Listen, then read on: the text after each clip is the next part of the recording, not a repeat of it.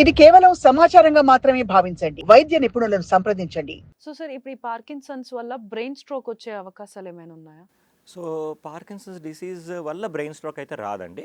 Brain stroke అనేది మనకి వేరే రిస్క్ ఫ్యాక్టర్స్ అంటే ఏజ్, ఏజ్ పెద్ద వయసు వాళ్ళకి, sugar, BP, smoking, alcohol, exercise సరిగ్గా చేయకపోవడం వల్ల, ఈ రిస్క్ ఫ్యాక్టర్స్ వల్ల బ్రెయిన్ స్ట్రోక్ వస్తూ ఉంటుంది. వేరేస్ పార్కిన్సన్స్ అనేది రావడానికి ఏమీ కారణం ఉండకపోవచ్చు, ఏజ్తో పాటు వస్తుంటుంది. ఫ్యామిలీ మెంబర్స్ ఎవరికైనా పార్కిన్సన్స్ ఉంటే, మన పేరెంట్స్కి పార్కిన్సన్స్ ఉంటే నెక్స్ట్ జనరేషన్కి వచ్చే రిస్క్ కొంచెం ఎక్కువ ఉంటుంది. సో వాళ్ళు కొంచెం జాగ్రత్త పడుతూ ఉండాలి, ముందు నుంచి కేర్ తీసుకుంటూ ఉండాలి, ముందు నుంచి ఏమైనా సిమ్టమ్స్ ఉంటే అబ్జర్వ్ చేస్తూ ఉండాలి. అండ్ రెగ్యులర్గా ఎక్సర్సైజ్ చేయడం, మంచి డైట్ తీసుకోవడం, ఇవి కూడా యూస్ఫుల్ అనమాట. సో సార్ ఇప్పుడు ఈ పార్కిన్సన్స్‌కి పర్మనెంట్ ట్రీట్మెంట్ అనేది ఉందా? సో సో మీరు అడుగుతుంది క్యూర్ అని పార్కిన్సన్స్ అంటే మనం పర్మనెంట్ క్యూర్. ఒకసారి ట్రీట్మెంట్ ఇస్తే ఇంకా life long life long treatment మళ్ళీ అవసరం ట్రీట్మెంట్ లేకుండా. తీసుకోవాల్సిన అవసరం. అన్ఫార్చునేట్లీ అలాంటి ట్రీట్మెంట్ అయితే లేదు. సేమ్ ఇప్పుడు మనం ఎలా అయితే షుగర్కి, బీపీకి కూడా మనకి క్యూర్ లేదు, అంటే మనం మందులు వాడుతుంటే అవి కంట్రోల్లో ఉంటాయి. ఇప్పుడు పార్కిన్సన్స్ కూడా ఒక షుగర్, బీపీ లాగా దానికి మందులు లైఫ్ లాంగ్ టాబ్లెట్స్ వాడుతూ ఉంటే మంచిగా మనం మేనేజ్ చేయొచ్చు. బట్ ఒకటేసారి ఒకటి ట్రీట్మెంట్ చేసి క్యూర్ చేసేసే ట్రీట్మెంట్ అయితే ఉండదు. ఓకే. ఈవెన్ బ్రెయిన్ సర్జరీ చేసినా కూడా, డీప్ బ్రెయిన్ స్టిమ్యులేషన్ సర్జరీ చేసినా కూడా అది మనకి మెడిసిన్స్ దాని తర్వాత కూడా కంటిన్యూ చేయాలి. కాకపోతే మెడికేషన్ డోస్ రిక్వైర్మెంట్ కొంచెం తగ్గుతుంది. అండ్ మెడికేషన్ వల్ల వచ్చే సైడ్ ఎఫెక్ట్స్ అవి సర్జరీ చేస్తే రాకుండా ఉంటాయి. So there is no cure for Parkinson's, but there is very control. Very they good can treatment available. మన ఓకే. మందులతో ట్రీట్మెంట్ మంచిగా మంచిగా ట్రీట్ కంట్రోల్ చేయొచ్చు. చేసి. Okay. So sir is there any interlink between this Parkinson's and మనకి పక్షవాతం అని అంటారు కదా! సో దానికి దీనికి ఏదైనా ఇంటర్లింక్ ఉందా? సో కొన్ని సార్లు మనకి ఇది కూడా పక్షపాతంలాగా అనిపించవచ్చు. Parkinson's can be confused for a stroke అనమాట, పారాలిసిస్. పారాలిసిస్. ఎందుకంటే అది ఒక పక్కనే స్టార్ట్ అవుతుంది. సో ఎటుపక్క అయితే ప్రాబ్లమ్ స్టార్ట్ అవుతుందో అటుపక్క వాళ్ళ మూమెంట్ తక్కువ అయిపోతుంది, స్పీడ్ ఆఫ్ ద మూమెంట్ తక్కువ అయిపోతుంది. సో ఎక్కువ ఆ చేత్తో పని చేయలేకపోతారు.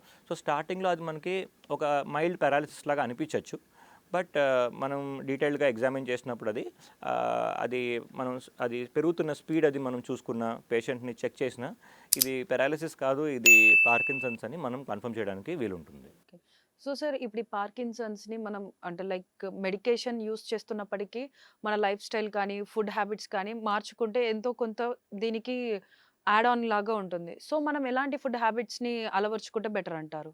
దట్స్ వెరీ ఇంపార్టెంట్ అండి. ఒట్టి మెడిసిన్ మీద డిపెండ్ అవ్వకూడదు.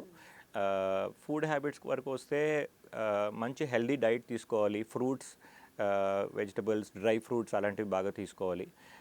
ప్రోటీన్ ఇంటేక్ కొంచెం ఎక్కువ ప్రోటీన్ ఇంటేక్ అవాయిడ్ చేయాలి.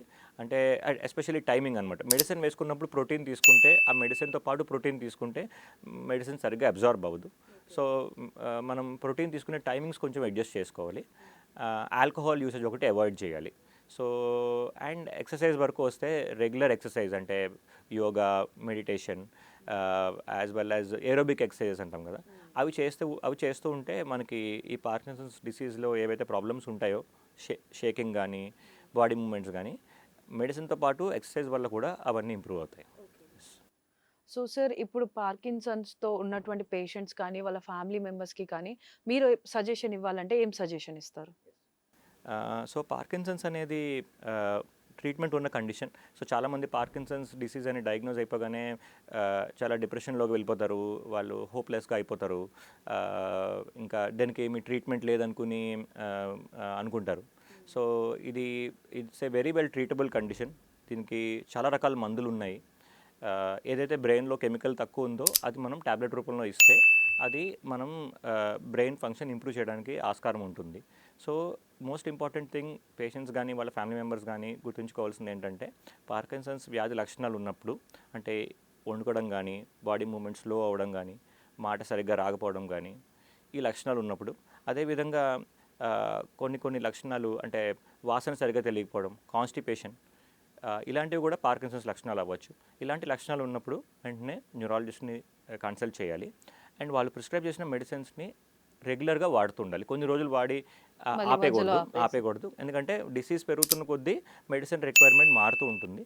సో ఒకవేళ ఇనీషియల్గా ఇంప్రూవ్మెంట్ వచ్చి దాని తర్వాత ఇంప్రూవ్మెంట్ రావట్లేదు అనిపిస్తే మళ్ళీ దాని సిచ్యువేషన్కి, స్టేజ్కి తగ్గట్టు మెడిసిన్ డోస్ రిక్వైర్మెంట్ మారుతూ ఉంటుంది. సో మెడిసిన్స్కి అడ్హరెన్స్ అంటే కరెక్ట్గా మెడిసిన్స్ ఫాలో అవడం అనేది చాలా ఇంపార్టెంట్. డైట్ అండ్ ఎక్సర్సైజ్ అనేది చాలా ఇంపార్టెంట్ అండ్ పాజిటివ్గా ఉండాలి.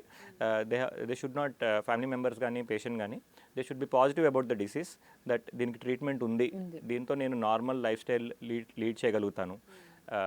ఈ ఈ ఈ వ్యాధి ఉన్నంత మాత్రాన నేను ఇంట్లోనే ఉండాల్సిన అవసరం లేదు, లైక్ బెడ్ మీదే ఉండాల్సిన అవసరం లేదు, అందరిలాగే నార్మల్ యాక్టివిటీస్ అన్నీ చేసుకోగలుగుతాను. అది అది ఆ నమ్మకం ఉంటే they will be able to lead a normal life just like everybody else with Parkinson's disease.